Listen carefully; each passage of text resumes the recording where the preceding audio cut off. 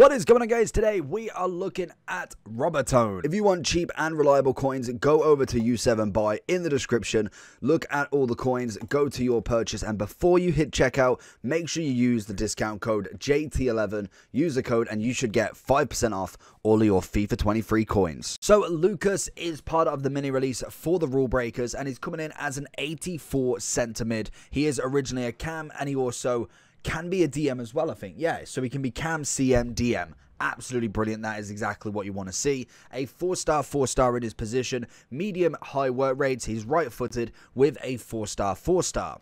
We've got finesse shot and flares as the two traits. And in terms of stats, we're looking pretty good. I would have said, to be honest, that he is more of a kind of CDM rather than a cam, but his position does tell you otherwise. In terms of the boost that he's had with his Rule Breaker, he has had a -3 on the pace, +5 on his passing and his shooting, 7 on the physical and dribbling, and a 15 increase onto his defense, which is making him, as we can see, a little bit better on that defense. We've obviously got good pace on him. With a shadow, you'll get 90 pace with 92 acceleration and 88 sprint speed. He is controlled, and unfortunately, only Architect will take him. In fact, no, he's explosive. Only Architect will take him to controlled, and there is no lengthy on him. We've got okay shooting, nothing too crazy. 87 on the shot power is the highlight. Passing wise, we're looking at okay again. Personally, I do think that definitely could be worth an upgrade. We've got great agility on him, good balance. Composure, again, could do with more. Ball control and dribbling looking nice. And the defense looking absolutely fantastic. He will turn himself into a 85 CDM with a shadow. And obviously, if you wanted to go for something different, maybe if you wanted to get a bit more of that shooting, you can go with the Hunter and get 90 pace, 84 shooting instead, which would turn him into an 83 CM, or 82 CM, 83 CDM. And he has got a bit of physicality. Unfortunately, that isn't strength. So let's jump into him and see what he can do for us. Right then, get him on the ball and let's see what he can do. Passing out the back is what we want. He is taking a Tuchemeni role at the moment, so that'll be an interesting one to see how he kind of fits in there. Obviously, two very different players in terms of body type, height, what I kind of want from them. So it'll be interesting to see if his role is good enough, basically. Obviously, like I say, he is explosive on that run. It'll be interesting to see if controlled would be the better option for a centre mid, or if it's actually okay as long as you play that passing game. So we're going to try and find him in all sorts of areas. We aren't looking for him strictly as a centre mid. We are looking him for everything if possible. So we find one more roll into there. Finds himself in the end goal product, and he's just sat himself there nicely. Good tackle again. He's won the ball back. Going to look for that ball through. I wanted an over the top if possible. Bringing it forward again. This is where the cam element should really play a massive part with him. He's got the nice 4-star. Little turn. Manages to keep it somehow. Gets the fake inside into Nunez. Going to try and chop it and give a good shot. But Courtois is 100% there. Oh, I want to see him out. See this counter as quick as possible. Defenders coming in straight over to the wing. Can we find it back to him? It's going to find an Mbappe who's going to go for that pass. I didn't want to pass it the first time.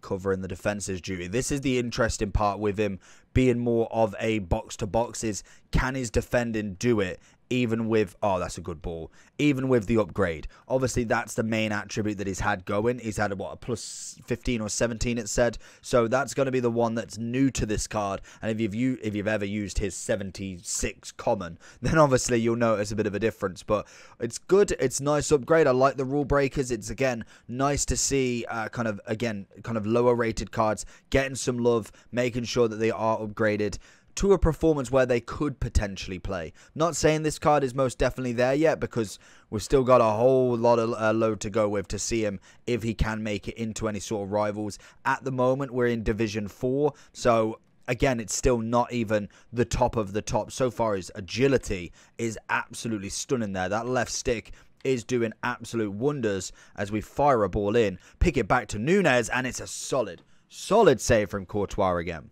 Holds his shape very well. The only, well, I say the big thing for him, having that high defensive work rate as well as a 4-4 is always nice, especially at any point of the game. But if you could get a 5-4, 5-5, that is obviously optimal. I think definitely to start with, a 4-4 most definitely is good enough. But that high defensive work rate, especially being a box-to-box where I definitely need them to come back. Not necessarily all the time to kind of hold off that attack, but I definitely need some kind of cover. So it's nice to see that he's actually holding his position really, really well and pushing up absolutely incredibly, as I should have definitely took it a bit further. Got plenty of pace to burn to get through this defense. Would have been really nice, especially on new gen, to have him as a potential lengthy centre mid, just because I feel like then the work rates, everything would have been just ×2. You know that the meta is definitely that.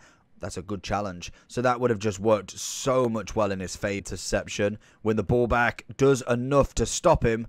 Can we find a bit of a counter-attack with him?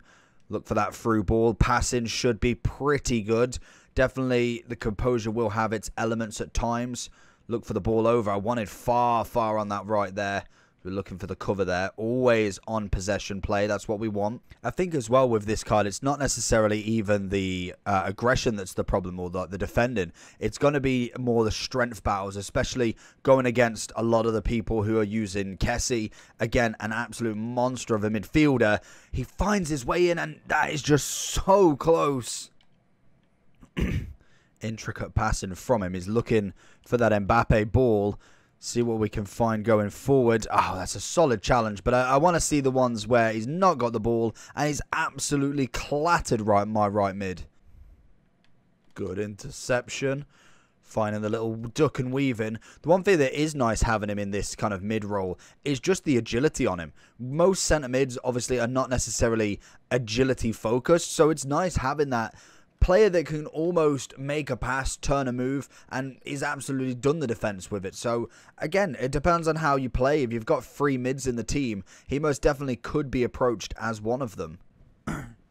So going into the overall for him, and honestly, he did a fantastic job. I think he's in the midfield. He's coming in at about 70. Can imagine he will drop a little bit as we go, obviously, forward into this week. And we've got a few more packs, promo packs being opened. So it'll be interesting to see what sort of price he settles at. I feel like he's definitely at a good price right now. But I know 100% he will drop before too long. Because once we've got a lot more supply, we've already had squad battle rewards. So it doesn't matter about that. Some people may be finishing off champs now. So we've got that. We've then obviously got rival rewards. We've then obviously got Monday upgrade packs or picks, whatever it's going to be, plus then anything else that we get on days for promos.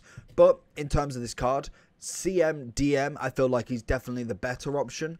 In terms of his attacking elements, they are nice. They have obviously dropped down his pace, so that again is what you really want to be focusing on. Unfortunately, there is no lengthy for him, but we can either go explosive or controlled.